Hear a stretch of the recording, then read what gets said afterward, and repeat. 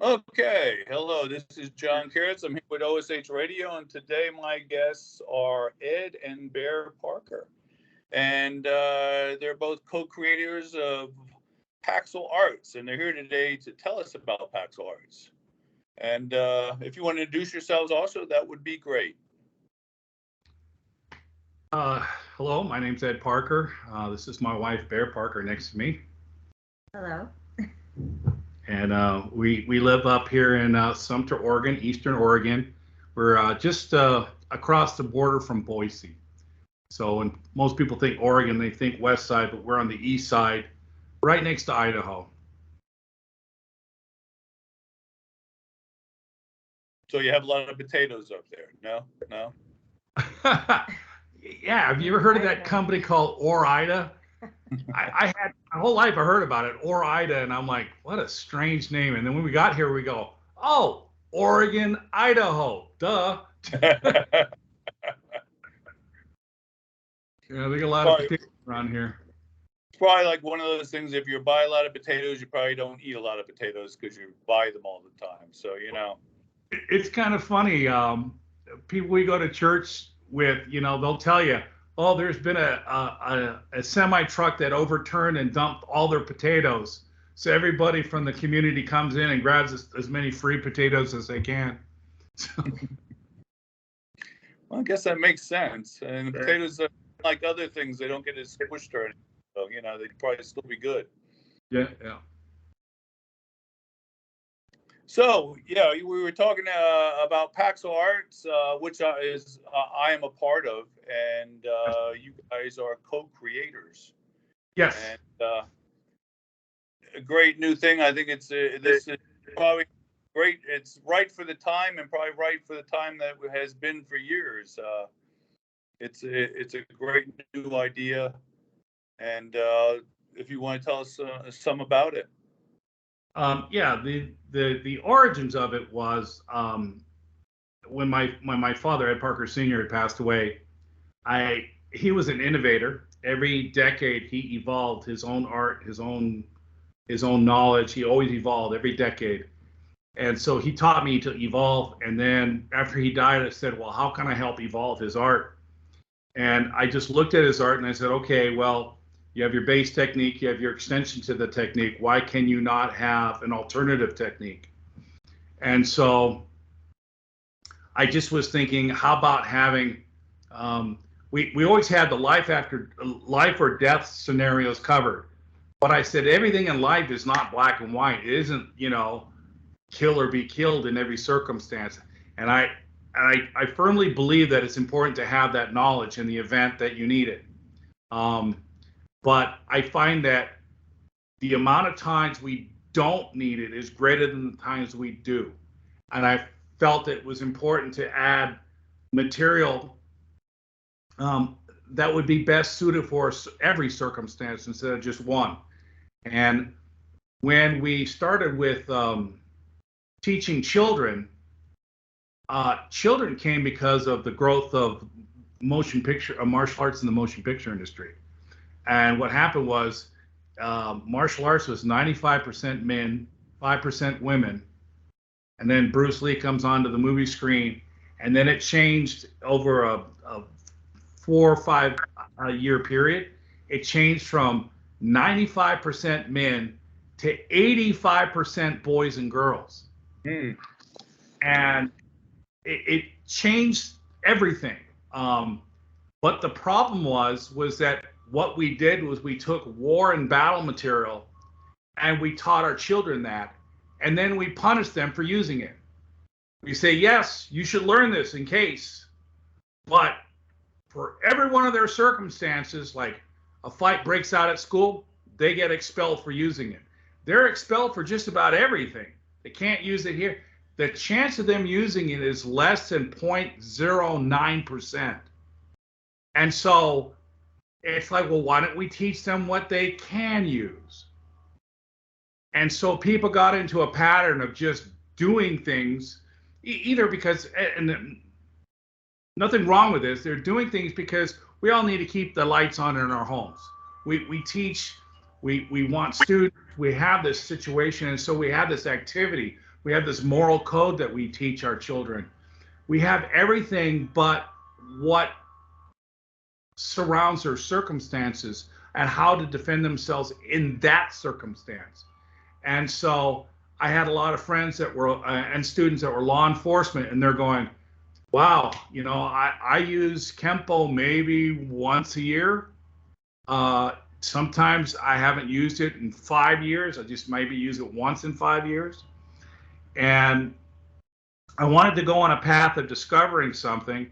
And so I spent the past 30 years traveling the world, looking at things that were behind the scenes, stuff that was taught in Chinatown in the basement of somebody's house or somebody's a building, and in the backwoods, in off-beaten places. I didn't learn anything that I learned in a studio or a dojo. Everything I learned was, 3 o'clock in the morning with some, Filipino or Malaysian master, after dinner. It was like this Forrest Gump kind of lifestyle. And I searched and I was asking. I said, look, if you look at martial arts, we got to a point in martial arts where we created a thing called MMA. Before it was like sacrilegious to change your art. So it's like if you studied a Japanese art, you did not cross-train. You do Japanese, you stick with Japanese, you only do Japanese. And then if you're Korean, you only do Korean, you never cross-train. And then all of a sudden one day they said, well, wait a minute, what if we take little elements out of these different arts, and then, the best of the ground fighting arts from jiu-jitsu or Brazilian jiu-jitsu, and some of the weapon material from the Filipino arts, and some of the street fighting material from American Kempo. And so all of a sudden people started to blend and merge this together. But what I saw was they made the all meat buffet. No vegetables, no dessert, nothing. All meat all the time. No philosophy, no self-checking. It was just nothing but this one angle. And that's our dog needing a little attention. Yeah, we have the occasional ATV or deer or a bear, and that's what she attacks from our balcony on high. So, I love my own dog. It's the best. My dogs have been the best parts of my family, if you know what I mean. Sometimes I get along with better than them with anybody else in the family, so it's okay with me. What I would say, you're making me think of, my life resonates very much what you said. I was the 6-year-old kid that got beat up, that went to karate, and eventually got expelled from school. So it kind of had me pegged right with your story there. But that's why this does resonate very well with me. It's because I was kind of through that. We talk ourselves. I started when I was 6 with Lou Casamassa, and there was no real kids class. Right, you were kind of thrown into the class with everybody. Sure. And myself being a tall person and bigger for my age, I was always thrown in with the adults. Uh-huh. And you learn to protect yourself, but it's not necessarily always as appropriate it should be. And it led to me going to private school for junior high. So, yes, I resonate very much with what you're saying, I just, I think we all look at things and you say, what can I do to, do I have ideas that can be utilized to make things better? I think we all I think if you're haunted with those ideas, you feel responsible for implementing those ideas. And the way my dad raised me is he raised me to feel guilty about having ideas and not implementing them. And so I just thought, life is about evolution. We cannot say we invented it all. It's impossible. It's mathematically impossible to say you know it all. It's mathematically impossible to say we discovered it all. It's impossible. And so I think that My dad had this fascinating concept where he called it the numerical rearrangement concept. And he says, if I gave you 4 basic moves, and I taught you these 4 basic moves in a sequence, if you were allowed to reorder the sequence, how many variations could you get from just me teaching you 4? So in other words, I do an inward block, a chop, a hammer fist to the groin, then an elbow to the jaw. I taught you 4 moves, but you could rearrange them. So this is 1, this is 2, this is 3, and this is 4. But what if you go 4, 3, 2, 1, or 2, 3, 1, 4, or how many variations could you get if I only taught you 4? And he said, well, the answer is 4 times 3 times 2 times 1, which equals 24. So if I teach you 4 moves, you could come with 24 different variables. But he said if I change it to an alphabetical rearrangement concept, where instead of this being 1, this is A, this is B, this is C, this is D. But he says by an alphabet, what you're teaching somebody is now you can't, in a numerical, you can't repeat the same numerical concept. In the alphabet, you can. So he says, so make up words. This is A, and this is D. So D, A, D. So wow, now all of a sudden you have an unlimited amount of variables. And so he got me to thinking, and I'm like, well, that's great, because that's great for a martial solution. But what about something that's not necessarily a martial? And we have to understand the term martial. Mars is derived from the arts of Mars. Mars was the Roman god of war. He was a real person. He loved blood, loved death, loved killing. And he was deified by the culture by saying, this man, he was the one we follow. This is the one we pattern our life after at the time. You learn the arts of war, or the arts of Mars. And then that developed into martial arts. And to me, it's kind of like, well, if it doesn't fit in a life or death war scenario, then it cannot be called martial. Hence, we created an angle where we're going, okay, well, what's the opposite god of war? The opposite to the god of war was Pax. Her name was Pax, right? So it would just made sense. It's like, well, she was a goddess of peace, real person. And it's not that we're trying to follow this peaceful path. We're trying to follow the flip philosophy and the flip solutions. And so just taking the word martial, M-A-R-T-I-A-L, and you take away M-A-R away and replace it with a 3-letter word for the opposite of Mars, P-A-X, that's how we came up with the word Paxel. And I spent 30 years looking for all these different solutions and stuff. And 10 years ago, my wife and I were childhood sweethearts. We reunited, and I was stuck not being able to complete my discoveries without an educated writer, an educated person who knew how to do curriculums and stuff. And so my wife and I have been working for the past 10 years on documenting this pathway towards learning the opposite side of the coin of self-defense. If everything in life has an opposite, then what would be the opposite of martial? We neglected to discover it. We completely avoided the topic. And so unfortunately, or fortunately, it left an opportunity to discover a science and an art that is just the flip side. If martial is the art of, it's the science of collision, and it's the philosophy of a I win, you lose. So if what we discovered was the opposite science, which is a redirection, and the philosophy of a I win, you win, then it doesn't fit in the definition of martial.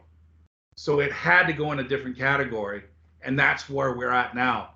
And because it's the same coin, self-defense is a coin, has heads, has tails. Unfortunately, we went through several thousands of years without defining the other side of the coin. And that's what we're doing. We're applying the science of that. But because people have been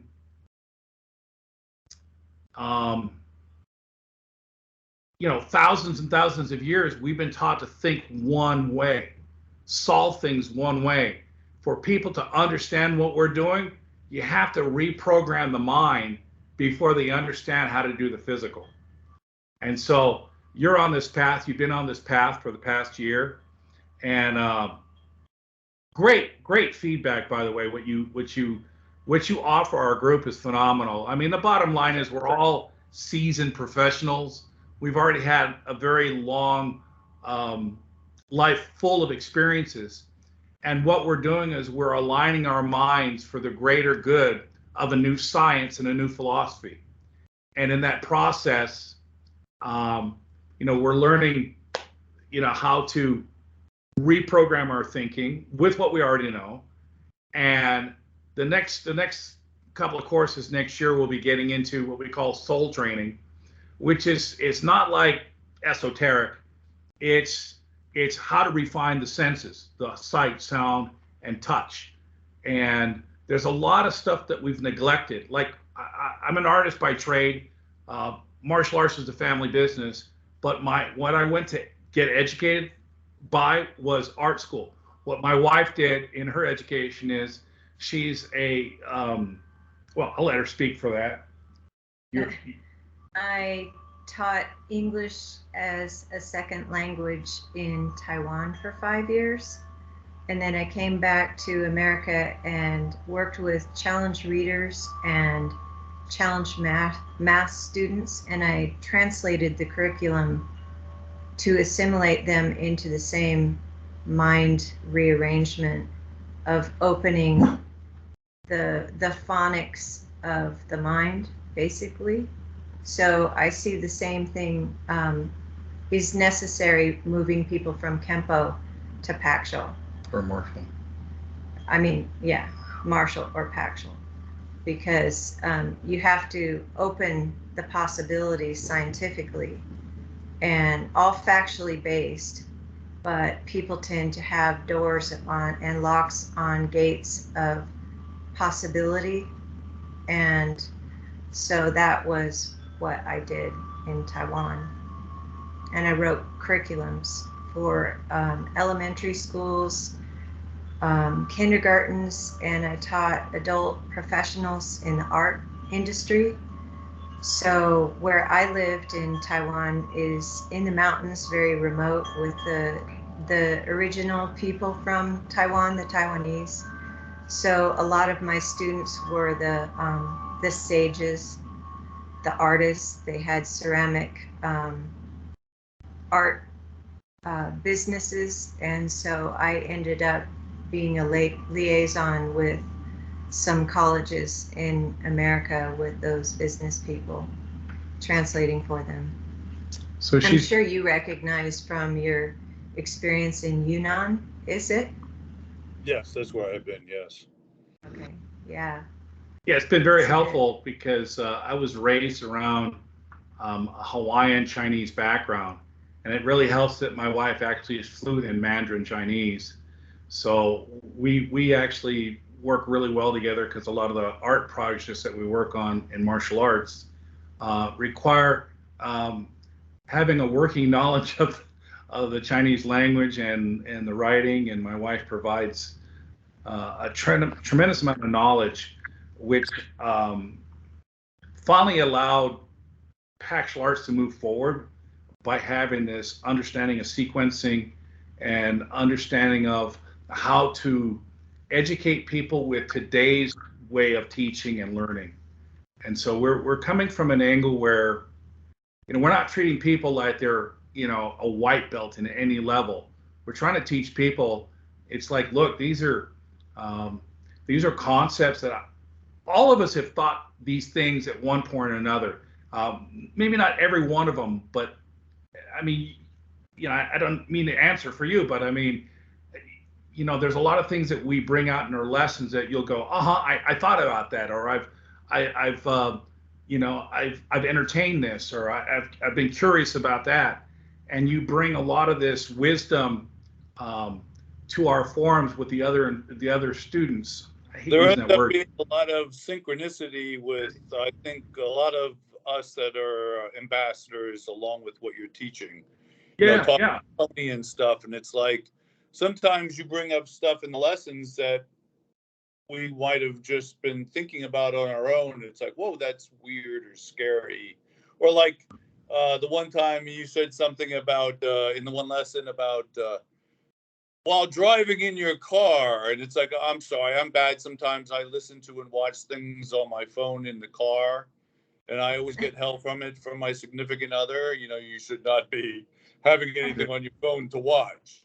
But right at the moment you said that, I was in my car watching, and it was one of those things where I'm like, I should look over my shoulder and go, are they watching me right now? But there's a bunch of times when that has happened in the lessons where it was almost like you were looking over my shoulder at something I was thinking or looking at or something. So that's that's another thing that's interesting about how there does seem to be a synchronicity going on between all of us. And some of for us, I you've think. written, I'm sorry. you've written things, in an email or note to us, and we're editing that exact scene that you brought up. So the synchronicity is scary because obviously there's a bigger influence than just us. Whether it's not everybody believes in God or a supreme being or whatever, but whatever it is, it's Maybe happening. the force be with you. Yeah. I mean, there's a Well, there's a synchronicity here that is very refreshing and validating because it lets us know we're on the right path and the right time. It's interesting to me. I was thinking when you guys were talking about what Baer was doing in the time that you guys were not together, like you said earlier, your practice relationships, which is I like that term, and it seemed like it prepared her and you prepared each other separately to come back together and function together. And it seems to me like that's sort of what the whole,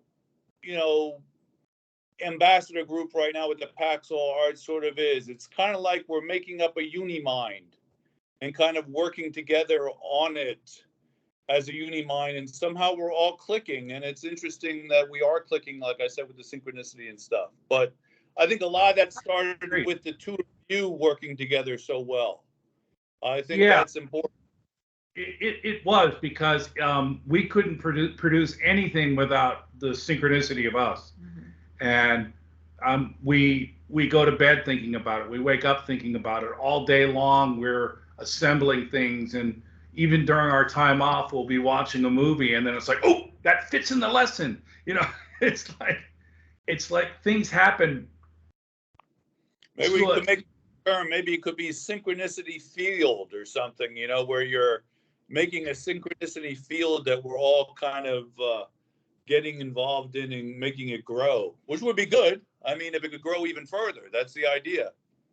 Well, all this stuff is notes because we still have 3 more mind lessons that we're working on. We have one that we're about halfway through, and we have 2 more on top of that, and then we have the review, and then we'll be done with that course. So that definitely fits in the next 2 courses, or next, not the one we're working on now, but the next.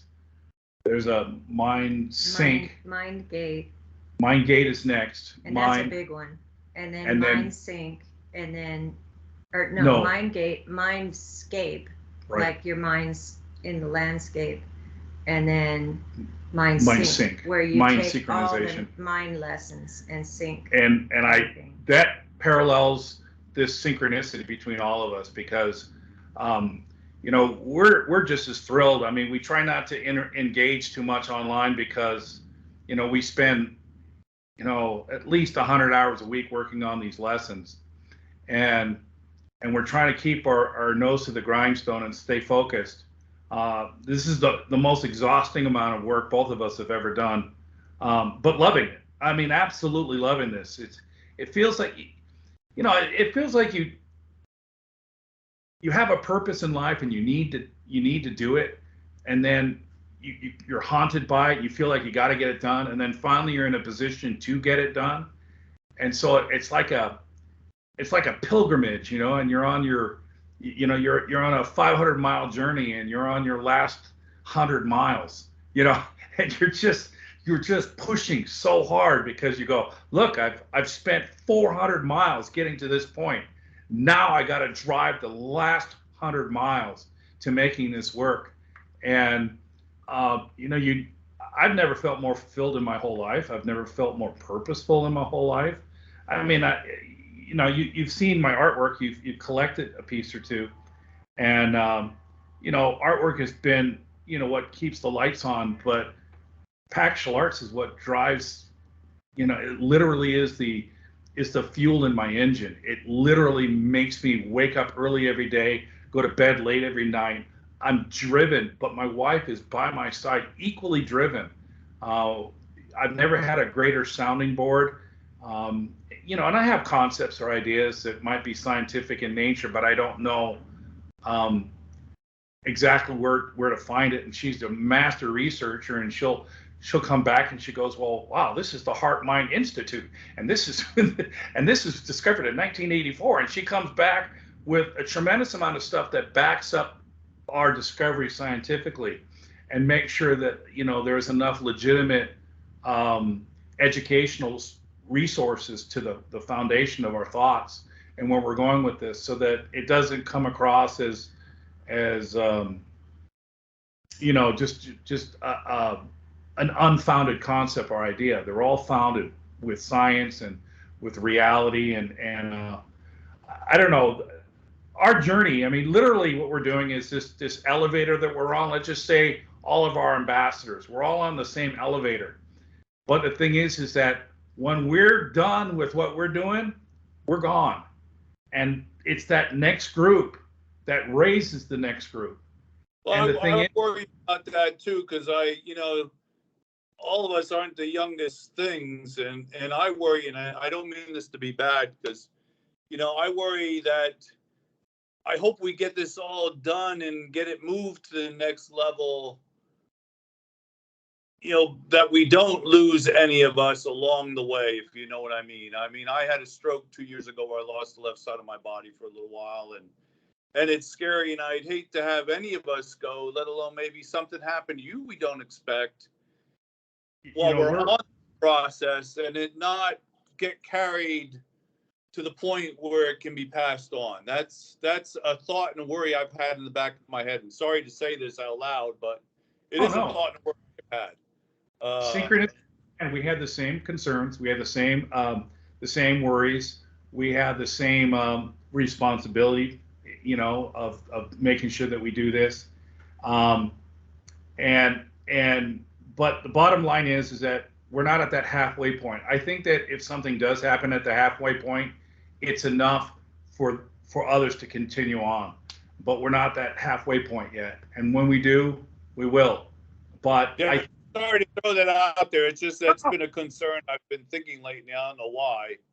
And it's just, just worry about it. I'm just saying I love the trip we're on, and I just hope it continues long enough.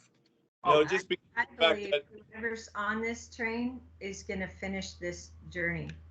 I really believe that. And I believe that whoever's on this train has been chosen for it.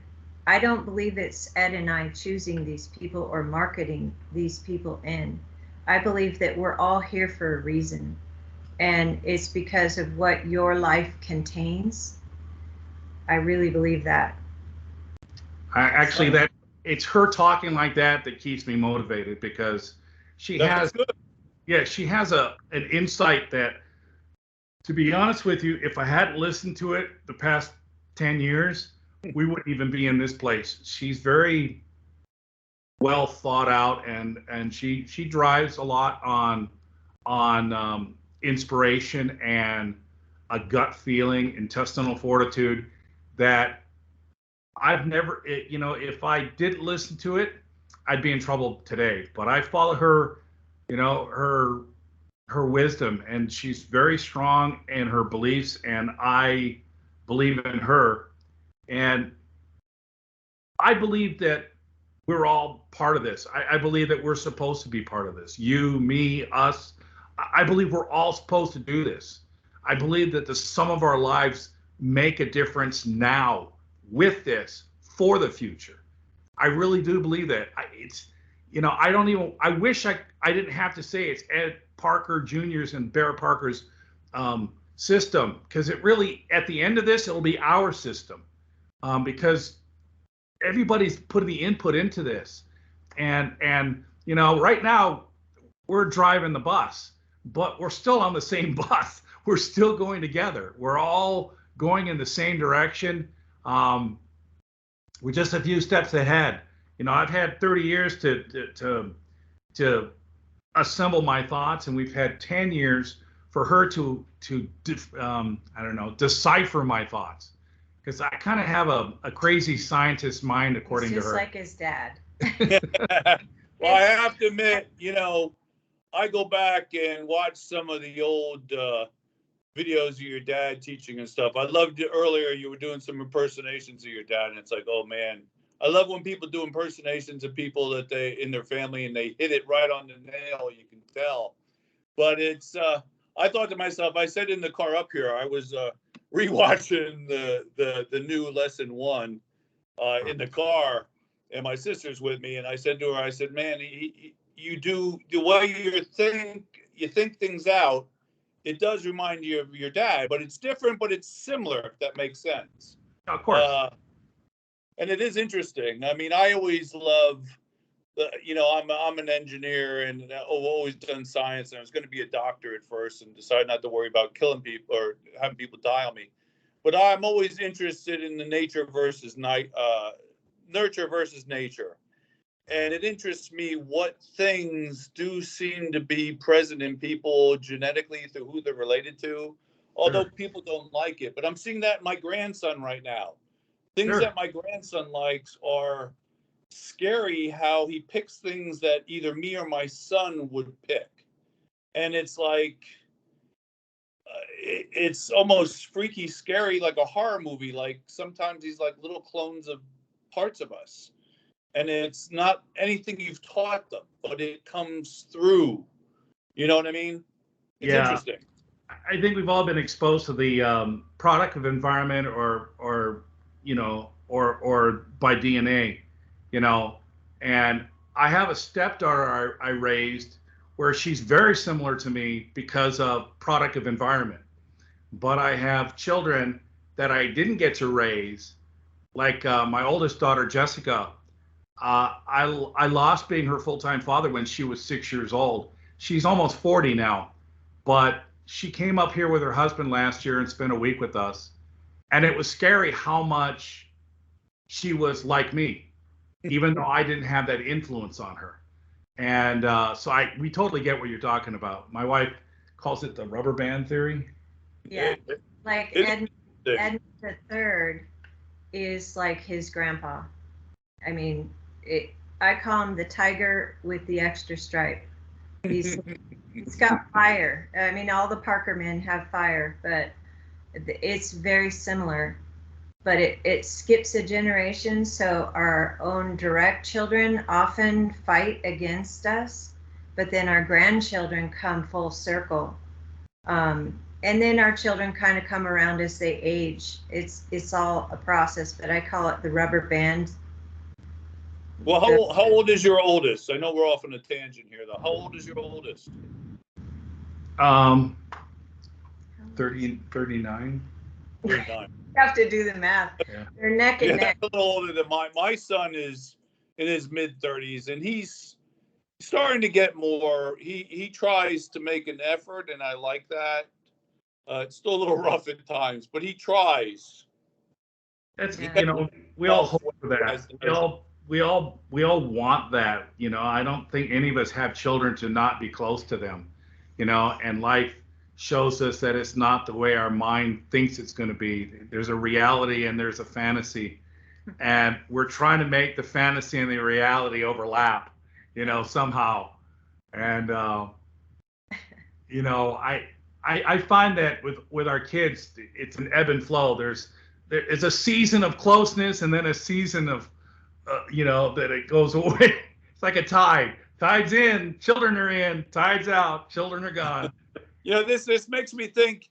This in my brain right now. I'm tying this back in with the Paxel arts because I think, you know, you two work so well together as a unit, and plus and minus and off each other, and like I said about the synchronicity field, you know, like we're all seeming to fit into that. And you know, we're talking about right now, like getting along with family members and stuff too. But some of that is some of the whole thing of interacting in a situation with people around us, and in situations also to get that win-win, not for it to be a confrontation, but to be a win-win.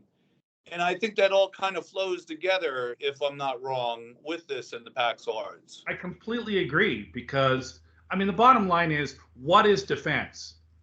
I mean, we're being attacked by attitudes. We're being attacked by cultural issues. We're being attacked by physical issues. We're being attacked by legal issues. You know, it all fits in the realm of defense. And so, you know, even in families, we have contention with our families. And it'd be nice if we could just wrap it all up in a yellow belt program or a black belt program, and it's all solved in one area, but it's not. And so, man, in 7 days. Yeah. I learned something in Taiwan from my artisan students, where if you just think it, it's a wish. So you have to say it and you have to do it. And when I first learned how to ask, you know, what are you saying, to a Chinese person, they would do this into their hand like they're writing something. So I went back to my boss, Wu Huimei, and I said, why are they doing this in their hand? And she said, because they have stroke orders with the characters. This is before I learned the language.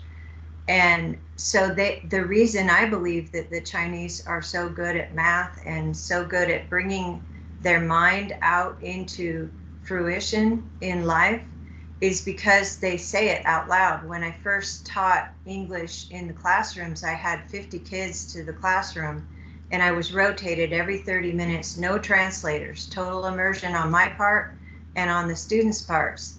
And so they